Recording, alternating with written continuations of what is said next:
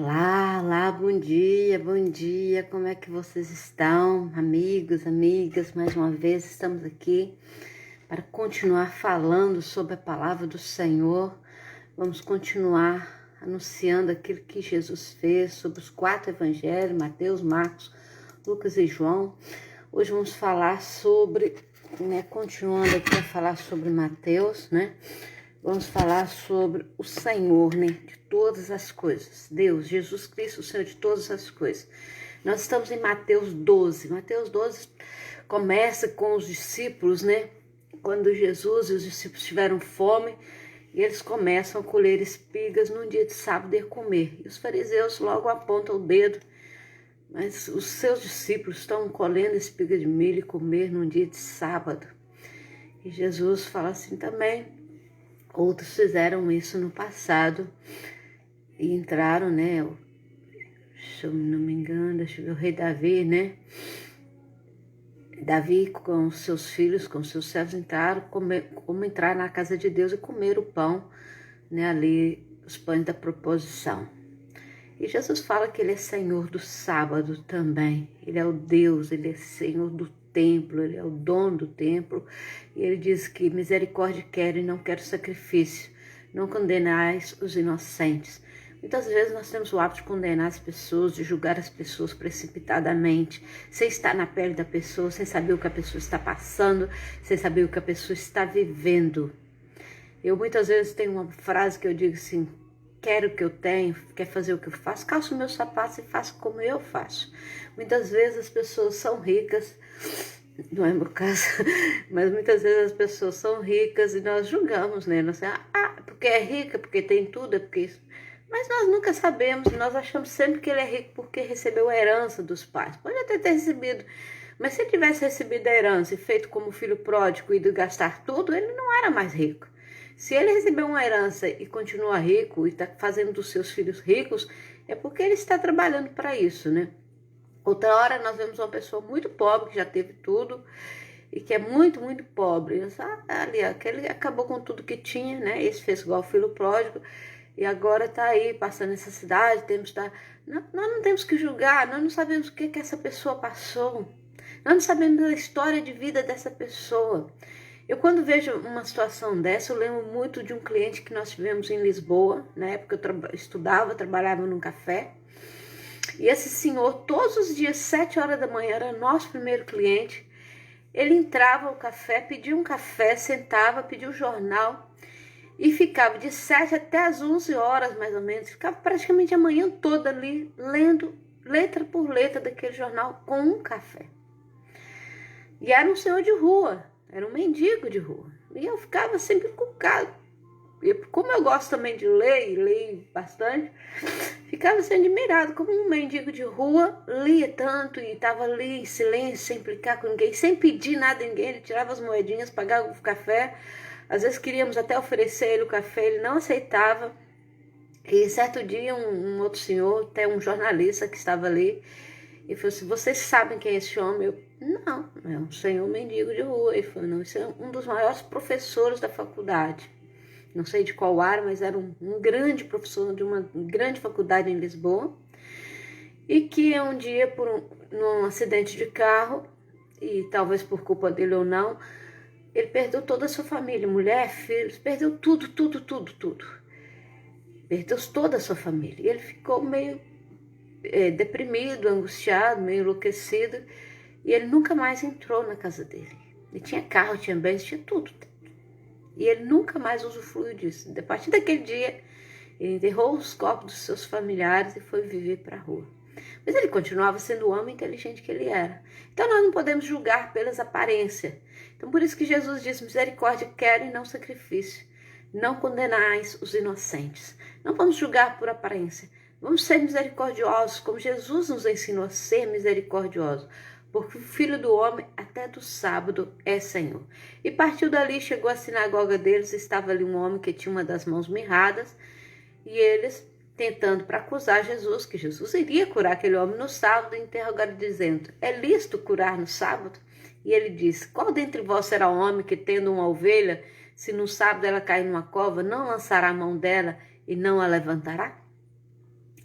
Eu não estou aqui julgando religiões, nada. Eu estou falando da palavra de Deus. Então aqui Jesus aboliu o sábado, porque antes era pela lei de Moisés. Jesus é o Senhor da graça. Ele veio pela graça de Deus. E os fariseus estavam sempre tentando contra Jesus, estavam sempre querendo acusar Jesus. Eles estavam querendo sempre apontar o dedo nas falhas de Jesus. Mas mesmo que eles achassem que fosse falha, Jesus sempre tinha argumento para eles. E muitas vezes nós cristãos também somos assim. Somos taxados, você não pode fazer isso, você é cristão, você não pode fazer aquilo, você fez isso, você deixou de fazer isso. Gente, vamos parar com isso. Vamos olhar para a cruz de Jesus. Vamos ver o que Jesus fez por mim e por você. Qual o sacrifício que Jesus fez para que eu fosse salva, para que você fosse salva. Nós não temos que ter vergonha do Evangelho. Nós não temos que ter vergonha do Evangelho. Nós temos que anunciar a palavra. Doa quem doer. Perturba quem perturbar. Nós estamos na última hora. É os últimos instantes.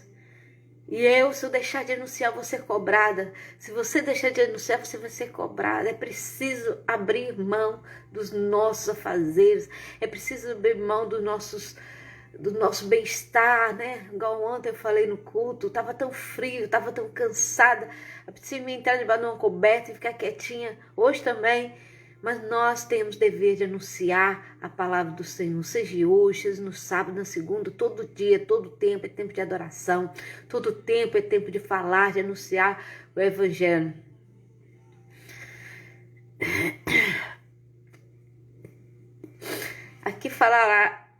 Aqui no verso 22, fala assim, trouxeram-lhe então um endemoniado cego e mudo, de tal modo curou que o cego e o mudo via e falava. E toda a multidão se admirava e dizia, não é este o filho de Davi? Há poucos versículos atrás, eles estavam acusando Jesus. Agora Jesus faz ali uma obra maravilhosa, cura um cego e um mudo, e eles dizem, não é este o filho de Davi? Não é este o rei que nós esperávamos? Não é este aquele que vai fazer sinais e prodígios? Mas os fariseus, ouvindo isso, diziam, este não expulsa os demônios, senão por Beelzebul, príncipe dos demônios. Então eles achavam que Jesus era um príncipe, era um endemoniado também. Mas Jesus disse assim, como é que um demônio vai expulsar outro demônio? Ninguém faz as coisas que eu faço a não ser pelo Espírito Santo de Deus. Se Satanás expulsa Satanás, ele está dividindo o seu reino. Então Satanás não pode expulsar Satanás. Ninguém pode fazer as coisas dessa forma a não ser por Deus. A não ser Deus que faz todas as coisas. Então Jesus disse, eu expulso os demônios por Beelzebul, por que eu expulso os vossos filhos? Portanto, eles mesmos serão os vossos juízes. Então sabemos aqui que todas as coisas nós fazemos pela caridade, pela misericórdia de Deus. Todas as coisas são feitas pela honra. Aqui Jesus usa uma outra frase, fala assim, alguém pode entrar numa casa de um homem valente e roubar os seus bens se primeiro não maniatar o valente? Né? Eu não vou entrar na casa de um soldado e roubar as coisas, correndo o risco de ser presa ou de ser morta.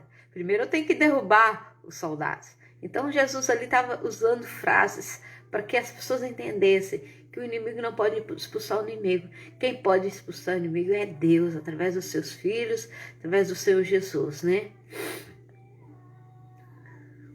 Aqui outra frase que Jesus usa no verso 33 diz assim, ou fazei a árvore boa e o seu fruto bom, ou fazei a árvore má e o seu fruto mau, porque pelo fruto conhecerei as árvores.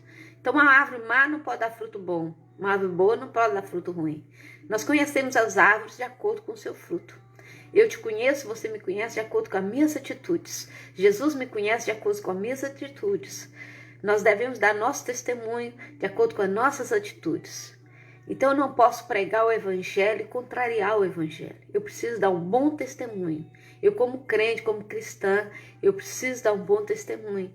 Você também, muitas vezes, as pessoas acham que é só os evangélicos. Não, você é católico também. Que às vezes vai à missa e que diz ser católico e muitas vezes nem a igreja vai. Que fruto que você é? A palavra diz que pelo fruto conhecereis as árvores. Aqui no 34, Jesus se exalta, Jesus fica mesmo ali, como eu fico às vezes, né? Raça de víboras. Como podeis vos dizer boas coisas, sendo maus? Pois o que há em abundância no coração, disso fala a boca. Né? Raça de víboras. Como eu posso dizer coisas boas se o meu coração é mau? Então, o meu coração é bom, eu posso dizer coisas boas. Então, nós conhecemos a pessoa pelo seu falar. Às vezes as pessoas fingem ser boas e não são. Mas elas não conseguem fingir por muito tempo. Às vezes as pessoas são más, né? Como agora na altura da política, nós vemos os políticos aí sendo bonzinhos, indo de casa em casa, chamando os outros de amigo, de companheiro. E amanhã, quando ganha a eleição, nem sequer olha para a nossa cara. Mas eles não aguentam isso por muito tempo, basta passar a política. Eu não estou aqui falando de política, nem gosto de política. Mas são muitas pessoas assim, que nas horas que querem alguma coisa são boas, mas depois não estão nem aí. A palavra diz que Deus é bom em todo tempo Deus é bom. Deus é grande e misericordioso. O homem bom tira boas coisas do bom tesouro, ou seja, do seu coração. E o homem mau do tesouro tira más coisas, ou seja, também do seu coração. Mas no verso 36, assim, mas eu vos digo que toda palavra ociosa que os homens disserem, hão de dar conta no juízo. Toda palavra má que você disser, você vai dar conta no juízo. Tudo aquilo que você fizer de mal, você vai dar conta no juízo. Tudo aquilo que fizer de bom, também você vai dar conta no juízo. São coroas recheadas de pérolas preciosas, né? Quando nós fazemos coisas boas, nós amontoamos pérolas preciosas sobre a nossa coroa. E Deus tem feito isso nas nossas vidas, né? Ali, quando a multidão estava com Jesus, alguém chega perto de Jesus e diz assim, olha, teu pai e tua mãe, teus irmãos estão ali fora. Ele disse, quem é meu pai? Quem é minha mãe? O meu pai e a minha mãe são aqueles que fazem a vontade de Deus. O meu pai e minha mãe são aqueles que andam comigo. Quem são meus irmãos? São aqueles que estão ao meu lado. Nós até cristãos evangélicos temos o hábito de chamar as pessoas da igreja de irmão fulano, irmã fulana, né? É um hábito porque nós aprendemos isso com Jesus, né? Quem é meu pai? Quem é minha mãe? Quem são meus irmãos? Deus é mais, Deus é bom, Deus é misericordioso. E estendendo a sua mão para o seu discípulo disse, eis aqui a minha mãe e meus irmãos, porque qualquer que fizer a vontade de meu pai que está nos céus, esse é meu irmão, esse é minha irmã, esse é meu pai, esse é minha mãe. Então Jesus, e como nós nos consideramos todos irmãos, você faz a vontade de Deus, você está de acordo com a palavra de Deus. Eu estou vendo aqui algumas pessoas, a Tâmia, o Paulo, né, minha amiga Fati, bem-vindos, bem-vindos. Deus tem uma palavra para você, para mim, cada dia, todos os dias de manhã estamos aqui, estamos fazendo a vontade de Deus. Então a palavra aqui do capítulo de Mateus 12 fala, a nossa boca fala do que o nosso coração está cheio. A paz do Senhor, minha querida. A nossa boca fala do que o nosso coração está cheio. Então nós temos que ter cuidado com aquilo que falamos. A nossa boca foi feita para abençoar e não para amaldiçoar. Da mesma boca sai bênção e maldição. A chuva vem para os bons e para os maus. O sol vem para os bons e para os maus. Mas aquilo que é bom tem que ser pronunciado. E nós devemos sempre pronunciar bênçãos. Nós temos o hábito, e principalmente nós brasileiros, temos o hábito de falar muitas vezes, Deus te abençoa, vai com Deus, graças a Deus, obrigada. E as pessoas às vezes estranham isso. Mas nós aprendemos, como cristãos, aprendemos essas boas coisas.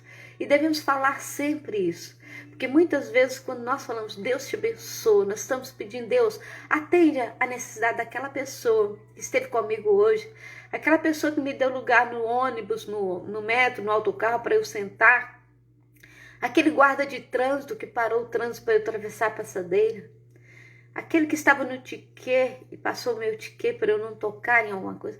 Há tantos motivos que nós podemos abençoar as pessoas, né? Quantas vezes você abençoou a pessoa que está no caixa do supermercado, principalmente nessa pandemia, ali correndo um grande risco de ser contaminado? Quantas vezes você abençoou o seu médico, os enfermeiros, o bombeiro, as pessoas que estão à frente do centro de saúde? Quantas vezes você abençoou alguém na rua?